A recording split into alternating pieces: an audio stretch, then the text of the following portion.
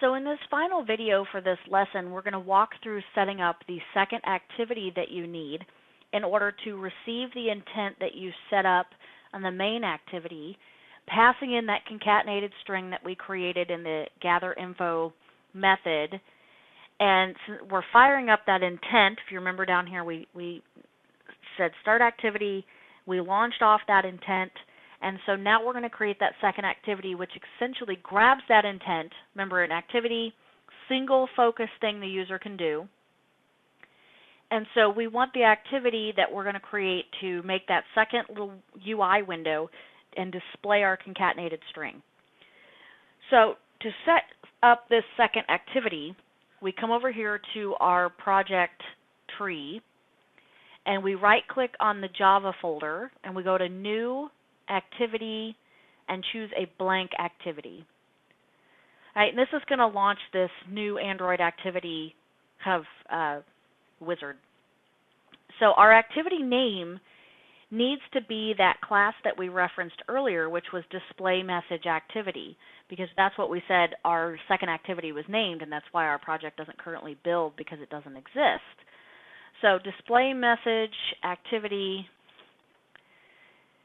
and click Finish. And so what this is going to do is set up a second UI and second Java file for our display message activity that we just created. And as you can see in the UI, it loads up exactly like our first activity did, where we have just a basic UI, nothing on it, and then this string, which usually says hello world, but we made it say gathering input. And on the second activity window, we don't want this, so I'm just going to delete that so that there's nothing on it. So we're going to come over to our display message activity Java file, and you can see in here that there's already some methods and things set up for you to start working with. We're going to look at this Oncreate method. So the Oncreate method is where you initialize your activity, and this is where we'll usually call our set content view with any resources that define our UI. And so anytime that we are changing the UI, we want things to show up when this activity loads. We have certain content we want to display a certain way. The Oncreate method is where that happens. So in the Oncreate method, what we first need to do is catch the intent that we started in the first activity. So over in the main activity, we set up that intent. Over here, we kind of have to catch it. So I'll go ahead and set that up, do the Alt-Enter, and we use get intent to receive that. And so inside of that intent is that extra message string that we loaded up inside of there. So we have to catch that and put it in a variable so that we can use it here on this UI. So it's intent dot get string extra, and it's from the main activity, and it's called extra message. Now that we have the string, we can display it. And what I'm going to do here is set up a text view control to display the message.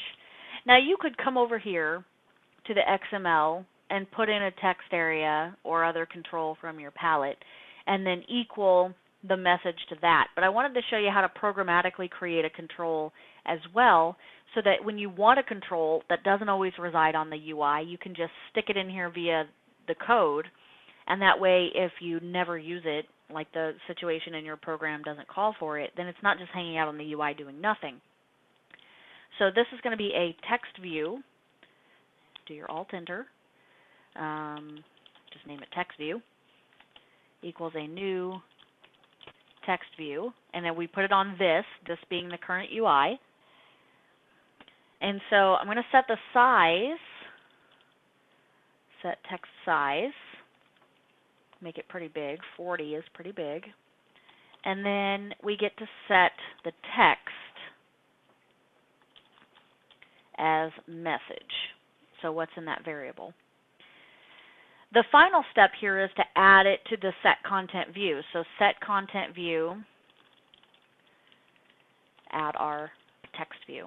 And set content view is kind of what controls our canvas here. This is our view. And so anything you add to the set content view is going to ultimately show up there in the UI. So at this point, your program should build. Go ahead and try to make your project. You shouldn't have any errors because earlier the error that we were getting was because this class display message activity didn't exist. And so you want to check that your Gradle project does in fact build and that you don't have any other errors in other places. So if you don't have any other errors, at this point we're finished. Go ahead, run, test, make sure that your app is working the way that we intended it to work. If you go back to the beginning of this lesson, I had a little demo of what your app should do and how it should look. Go ahead and give it a test and make sure that your app is working the way that it's supposed to. And if everything is doing what it's supposed to be doing, then you have made your first user input and output Android app. Congrats!